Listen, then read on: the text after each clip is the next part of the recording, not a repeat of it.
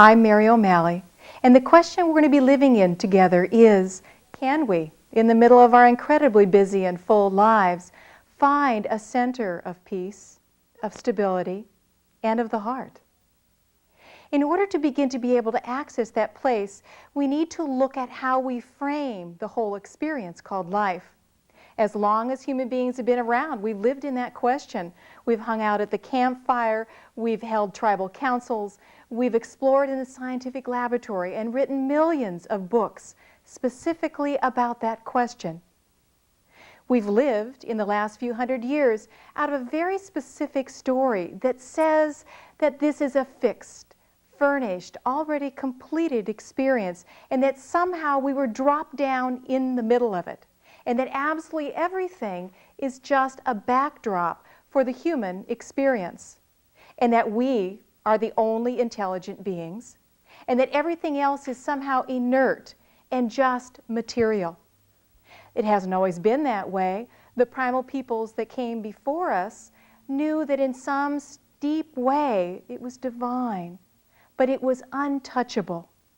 And so the story that we've lived in has allowed us in the past few hundred years to dissect, to go in and really explore what it is that makes up the universe.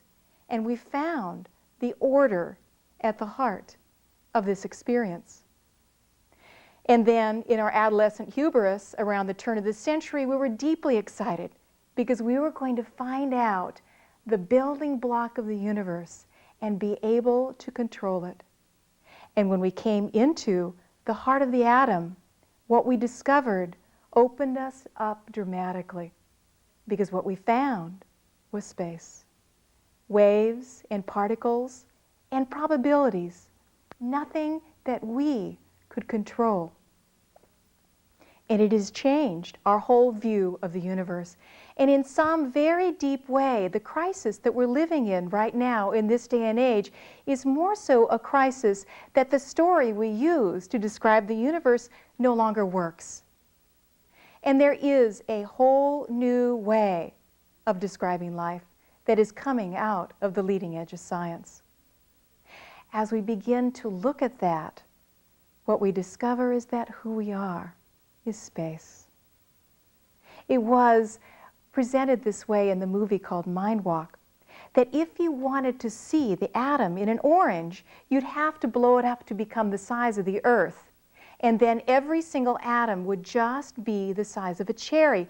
But if you looked into the heart of the cherry, it would be space. You wouldn't even be able to see the nucleus.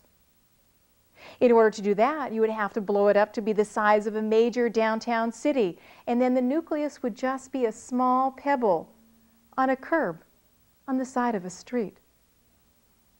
What we're beginning to discover is that life is a river of energy. And as we look more closely at that understanding, we begin to realize three very specific attributes of the new story. The first is that we live in an awesomely intelligent universe. What is it that keeps the salt content of all the oceans of the earth at 3.4%? If it was just 4%, the experience of life in the oceans would be entirely different. And if it was up to 6%, the cell walls of all life would not be able to hold together. So nothing could live. And yet, every day, thousands of rivers are pouring more and more salt into the oceans. What is it that keeps the salt content at just the exact right amount of 3.4%? And what is it that keeps the Earth on every December 21st and every June 21st shifting on its axis? It's not plugged into anything. It's not run out of a great computer in the sky. That there is an awesome intelligence that brings every spring into summer and has for eons, that moves the tides and your breath too. Besides understanding that it is an awesomely intelligent, deeply self-regulated experience, we're beginning to understand how interrelated it is. That if you look at the chlorophyll molecule that makes up all plants, It is the same exact molecule as the red blood cells inside of you, except all of the magnesia is replaced by iron. That's the only difference. And we now understand that inside of your body are molecules that were part of Caesar's body, that were part of the ships that came to the Americas, that were part of Buddha, an iceberg, a lizard. In other words, we share and exchange through time and through space. The third thing that we're discovering is how deeply interconnected it all is. Take a moment the next time you eat your breakfast and really see your food. Every single atom that makes up that food was born in the heart of the star. And life, as we know it, is here because that star willingly supernovaed and gave of itself to the universal process. We are also deeply indebted to the first molecules that figured out how to eat sunlight, and photosynthesis was born. And that strawberry or that banana is connected throughout time to those molecules. It's also connected to the first plants that had the courage to come out of the sea and live on land. What about the man that had the courage, the first moment, to be walking through the forest and decide whether he was going to try that berry, not knowing whether it was poisonous or not? Or the first human being that came up with the very novel idea of, rather than going out and gathering the plants in the forest, to bring them into the village and cultivate them there. The plant that grew the food of your breakfast this morning is connected throughout all time to that particular plant that was brought from the forest into the village. We are also connected with every single person that has passed the seedling or the seed down through the centuries, all the way to the person that planted the plant of your food. We're also deeply indebted to the people that created the irrigation systems, to the people that brought the oil out of the earth in order to bring the trucks to market so that you could take this food and have it become a part of you. So see your food and realize that the next time that you eat a strawberry, what you're doing is eating a wonderful packaging of earth, air, fire, water, and spirit.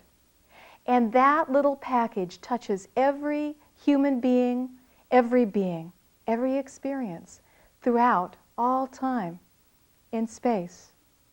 In other words, what you are doing when you eat that strawberry is that you are eating the universe. When we begin to allow these three attributes to deeply sink into our consciousness, what we begin to realize that who we are is a story. That for most of the time, we haven't understood that. We haven't understood that the earth is an evolving being.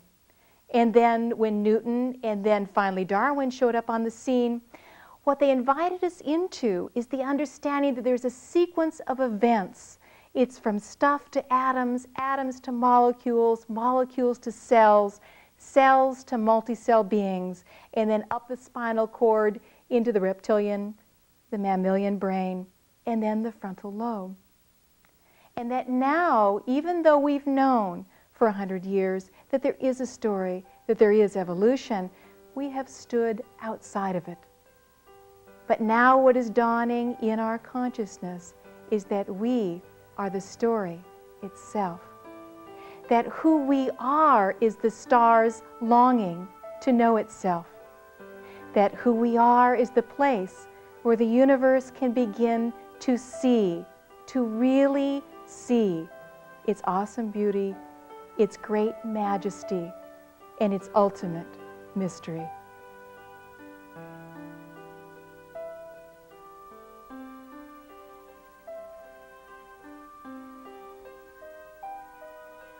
Matthew Fox says it quite well. If evolution proves anything, it demonstrates that the creator of all took billions of years to paint the landscape called Earth. to choreograph the dance called matter, to compose the symphony called energy, to mold this creature called Homo sapiens. How appropriate it is that we let be and let go in order that this creator in its web-like intricacy might flourish, and we return praise for such beautiful artwork.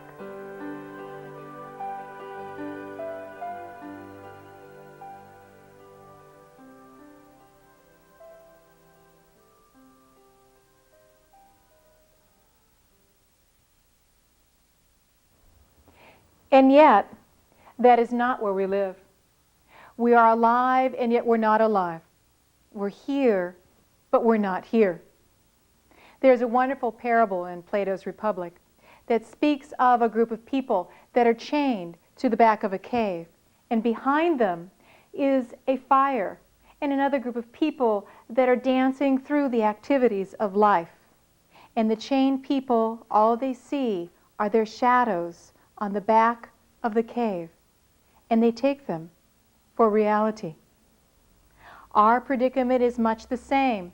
We're lost in our thoughts, our ideas, our mental constructs about life, and we perceive that to be reality. Deepak Chopra says it in this way, that we have 65,000 thoughts a day, 95% of them being repeats from the day before. What I add to that is that 95% of them are involved with ourselves, and we wonder why we grieve. I'm not putting down thought. It's taken the universe a very long time to figure out how to create thought. It's only been around for 2 million years, and so it is like a very new evolutionary tool, and we're like little children playing with it, absorbed in it, thinking that who we are is thought. But thought is just a tool for discerning reality. It is not equivalent to reality itself. And if it's left to wander on its own, it's full of grief, despair, judgment, selfishness, and greed.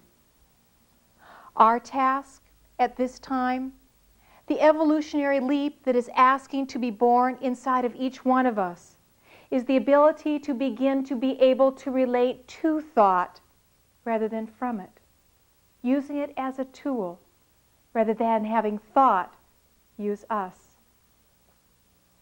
What do I mean by that? Take your finger and move it all around in front of you and follow it with your eyes. This is our 65,000 thoughts a day, tumbling one into another. Oh dear, I'm late for the doctor. What is he going to think of me? He's going to think I'm such a tardy person. You know, I wouldn't have been late if Amy had done her homework last night. I wonder what I did wrong as a parent to make her so lazy. Well, you know what I need to do is send her off to one of those study skill places. But you know, it costs an awful lot of money, and the car needs to be repaired, and I'm wondering if I should take another job. Oh no, I am really late to the doctor. That's our internal life. One thought tumbling into another, and we're like little puppy dogs, following it everywhere it goes. Now take the finger again and bring it in front of you and have it wander everywhere, thought wandering, but keep your eyes straight ahead so you can just begin to notice the finger moving around, thought tumbling one into another, and yet your awareness is steady, present, and you can begin to see through the experience of wandering thought. Stephen Levine says it in this way. He said, thought is much like a speeding train that is moving through us. And we are so absorbed with it, we ride the boxcars.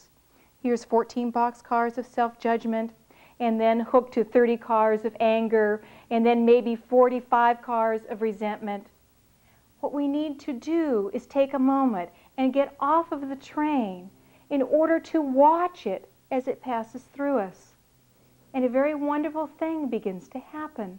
We begin to notice the space between the boxcars.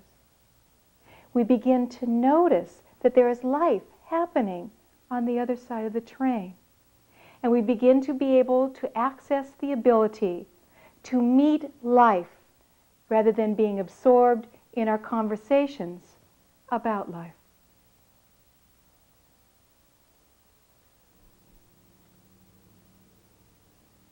In order to not be controlled by thought, there's 4 main aspects of the train that we need to look at. The first is the deep belief that we are in charge of creating our reality. On some level, we can influence this thing called life, but all the while we are trying to create a reality, we lose sight of that awesome power that brought us from one cell to a multi-cell being, that keeps galaxies together, that brings spring into summer and summer into fall. Using just thought to maneuver our way through our lives is like using one cylinder of a 12-cylinder car. Joseph Campbell, in his series on myths, said, "The experience of eternity in the right now is the function of life." As long as we are creating a reality, we do not see what is before us. And again, we trade the experience of life for a thought about it. The next aspect that seduces us is this deep feeling that we have to do it right. If only we say the right amount of affirmations, or set the right goal, or figure out why we are unhappy, then everything is going to be fine. It's a little bit like trying to hold down 20 rubber duckies under the water, and just when you've got them all down, you take that wonderful sigh and they all pop back up again. Why is that? To know that here, while you are sitting watching this video, galaxies are dancing through space. The Earth is moving 66,000 miles an hour through the sun. Rivers are tumbling out of the mountains and into the sea. And every single heart of every single atom inside of you has electrons dancing around it. Everything is a movement. Everything is a river. And that is including thought. That we felt that our healing would be finding and attaining a certain state of mind. And yet, there is no static state of mind. That our healing comes as we begin to be able to move behind the stream of thought and be able to relate to whatever is rather than from it.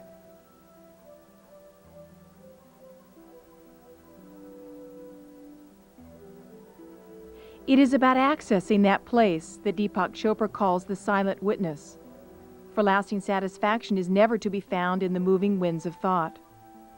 What we hunger for, what we truly yearn for, is too big to be captured by a thought. Stephen Levine has been heard to say, "I can use the word God, for I have no idea what it means, but there is nowhere I see it not."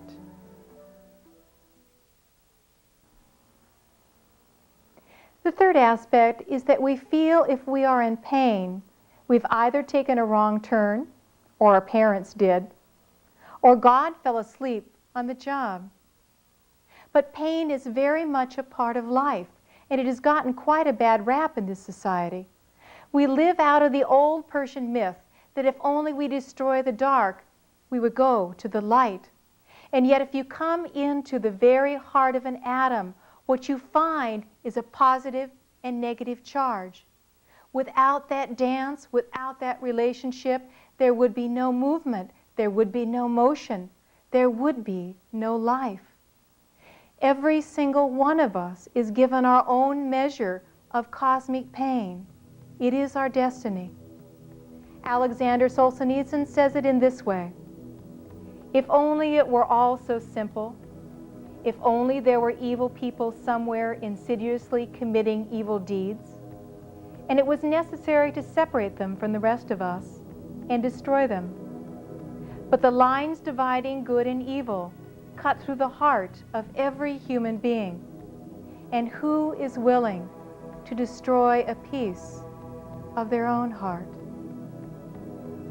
As we begin to realize that it is not a mistake that we carry pain, as we begin to have the courage to meet the heart of the pain that we carry, as we begin to be willing to meet it in mercy and in deep awareness, we heal the very planet itself, and we deeply come to know that the pain we carry is not a mistake, and that in some very deep fashion, it is not even our pain.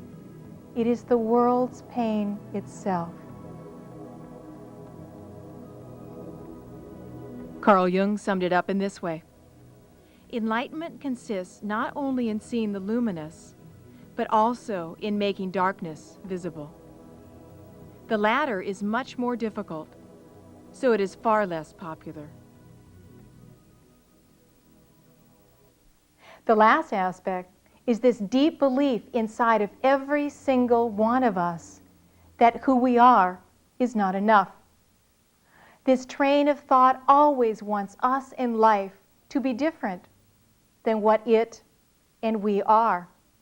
If we sat down in a restaurant behind somebody that was speaking the way that we speak to ourselves, we would have to get up and leave. We could not possibly digest a meal. This ongoing needful not enoughness that is the mind is oftentimes very subtle, but many times very, very vocal in its cruel demands that we be different, that we change. John Bradshaw says that if he comes into a room and finds people there that have letters after their names, like MD, PhD, he has this sinking feeling that they will discover that he doesn't know anything. It's much like each one of us got up one morning and all of a sudden noticed that we had this protuberance in the middle of our face. And it looked so funny and it was so ugly. And we didn't notice that everybody else had one too. And so we spent our lives trying to cover it and hide it. The cruelty of the mind is awesome. And our job is to be able to see the judging quality of the mind. As we begin to be able to notice these aspects of the train, to see that it is very, very busy and very full of itself, it is also very afraid of pain, and that it always wants things to be different than what they are. We begin to be able to move into learning the skills of how to relate to the train. Oh, anger, rather than from it. Oh, I'm angry.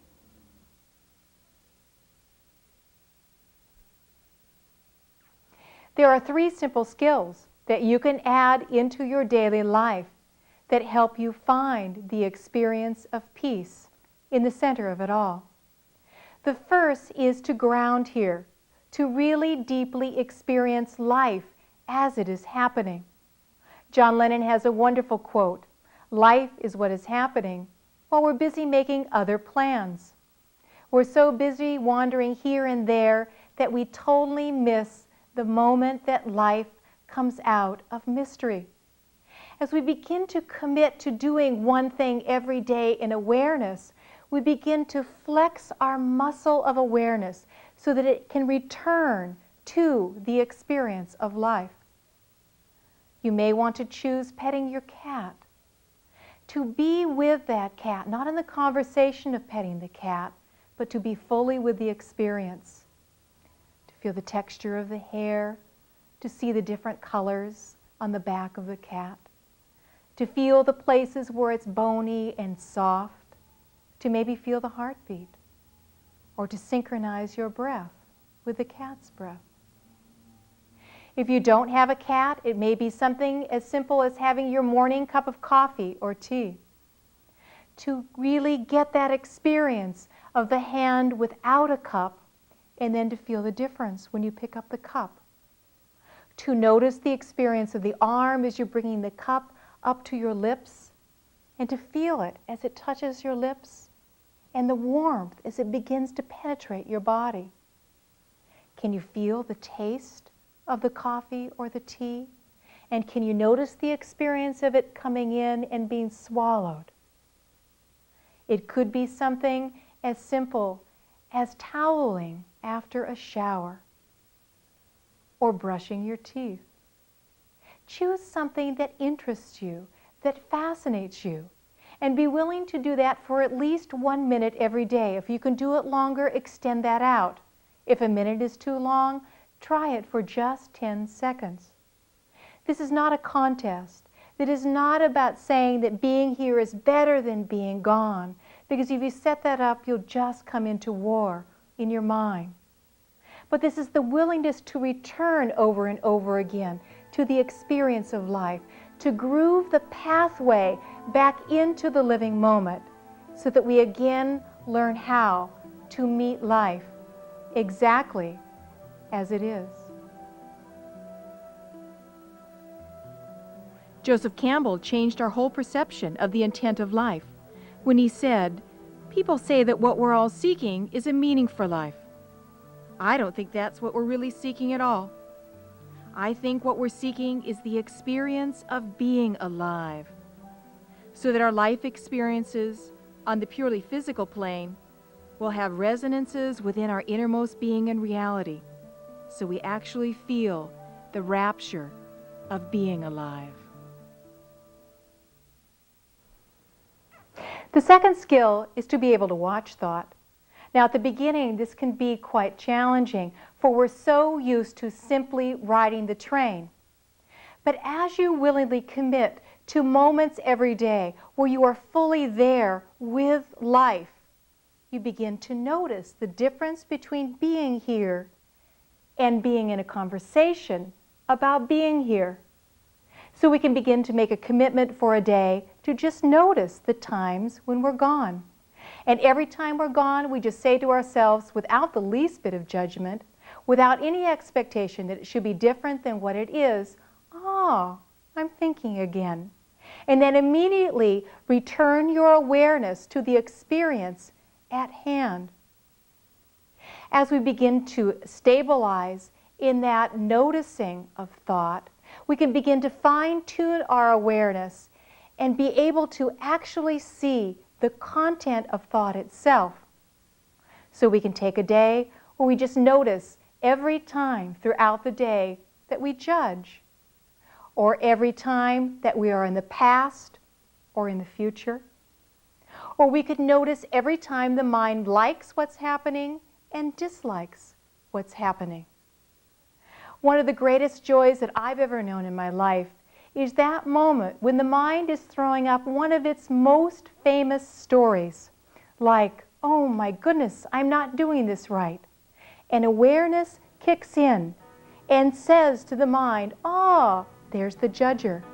And with that awareness, there is choice. And with that choice, there is freedom.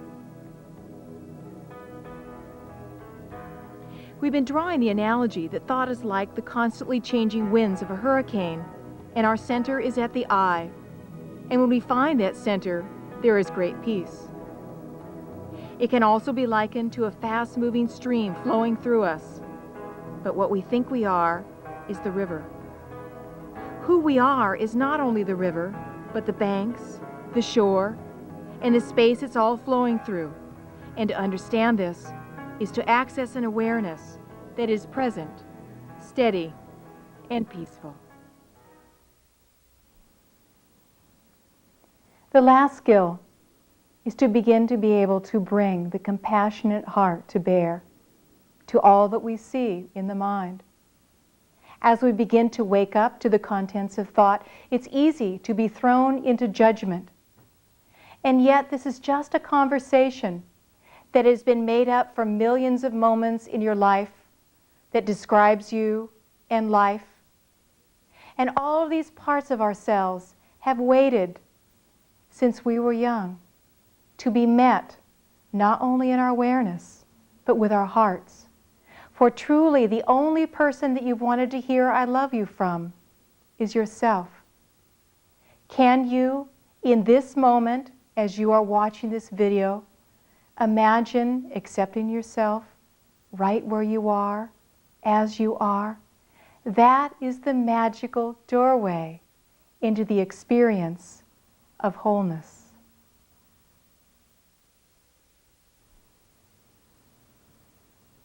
As we practice these skills, of grounding in the living moment, of beginning to be able to relate to thought rather than from it, and being able to bring our heart to bear to all that we see, some very wonderful and phenomenal things begin to happen. The first is that you begin to be here, more for life, in the living moment when it rises out of the heart of mystery. People that have done this work for a while say that it reminds them of their childhood, when it was enough, more than enough, to simply be. It's a place of deep innocence, but it is not a passive place. It is a very active, alive, passionate relating to the process of life, where that which breathes you, the universal power itself, can move through you and be expressed in life. The other thing that begins to happen is that you begin to experience deep inside of you a cellular trust. You notice that spring is coming into summer really quite well without you doing a whole heck of a lot about it.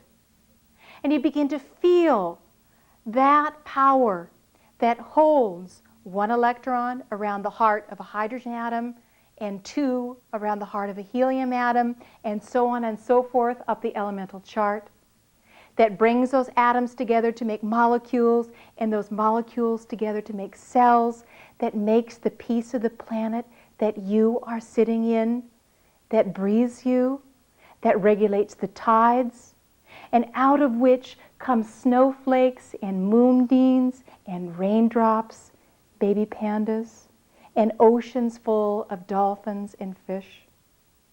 And we begin to be able to know that we can trust that that emptiness, that which is everything, is in charge of this process, and we can let go to it. The next thing that begins to happen is that what you begin to acknowledge deep inside of you is that who you are is awareness. You are that which knows that two hands are touching. You are that beam of light that as it goes through space touches an object, whether it be thought or a feeling, and highlights that experience. You are not the thought, the feeling. You are not the conversation about the thought or the feeling. Who you are is that beam of light called awareness.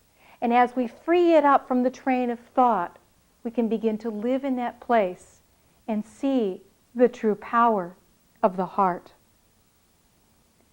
But probably the most useful thing that is born out of this willingness to simply pay attention, to be with life as it is the understanding that who you are is the heart. It's not something that you need to discover, that you need to create, that underneath all of that conversation, it is automatically who you are. And as we quiet down, as we settle down, as we don't so much ride the train, into that space can be filled the compassionate heart. And every action that comes from us can be a healing for the world. We can then experience those sweet moments where our body, mind, and heart are all here at the same time. And what flows out of that connection is the simple but profound healing of kindness. The power of a tender heart to heal not only ourselves but the world is awesome. Longfellow wrote, "If we could read the secret history of our enemies, we should find in each man's life sorrow and suffering enough to disarm our hostilities." To make a vow for just one day to be kind is a radical shift in the consciousness of this world. And as you willingly commit to being kind to yourself, the piece of the planet that you inhabit, you can become a force of kindness in the world.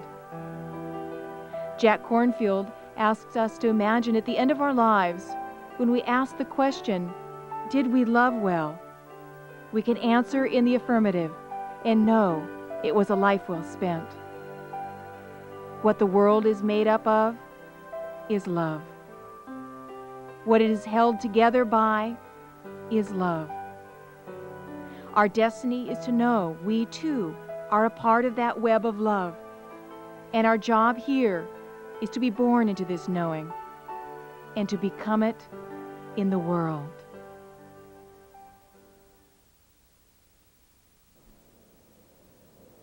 The question we now ask of ourselves is, can we rise to the challenge of our times? And can we use the tools and techniques that we've explored together on this video?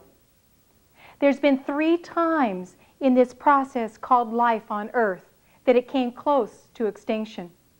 The first time was when it was just a molecular soup, and the protein molecules had eaten up their food supply. And out of that great crisis, a few of the molecules figured out how to eat sunlight, and photosynthesis was born. The next time was when there were one-cell beings on the face of the earth that were very busy making oxygen for the atmosphere, but they got carried away and they were at peril of dying from their own creations. And out of that came a whole new advanced form of cell that could not only use the oxygen, but could replicate itself, so life as we know it could continue. The last time was when the dinosaurs died, that it allowed the mammal line to begin to flourish and to explore standing up on 2 feet, using the thumb, and experiencing the frontal lobe. We are living in that same time of crises, and I feel very deeply in my heart that what we've explored together are tools and techniques that bring us to the next step of evolution. Can we, each one of us, meet the war inside of us? For truly what you see on the evening news, the wars, the greed, has all gone through a human mind. And can we, each one of us, meet in great kindness, in gentle mercy, all of those parts inside of ourselves that we have held in judgment, in hatred, and in fear? And as we do that within ourselves, we do that for all human beings that carry the same feelings. And can we learn how to deeply see, to deeply pay attention to whatever is in front of us, whether it be our loved one's face, the grocery store clerk, a blade of grass, or our breakfast? Can we deeply see that each of these are unique, that every breath is new, that every single moment is arising from the heart of mystery? All of these ideas foster what I call a mature human being, which is one that has a feeling of deep gratitude for all that has come before, that feels a deep heart compassion for all that is within and around them, and feels a deep sense of responsibility for all that is to come. As we mature into this level of consciousness, we access that place that the leading edge of science is inviting us into. That deep understanding that this is a single, multifaceted energy event that is connected throughout all time and space, and that we are not separate from it. For we truly are the universe waking up to itself.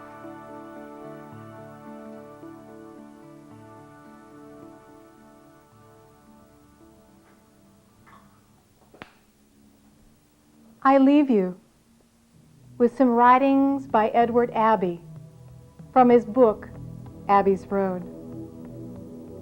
A rock is a being, a thing with character and a kind of spirit and existence worthy of our love.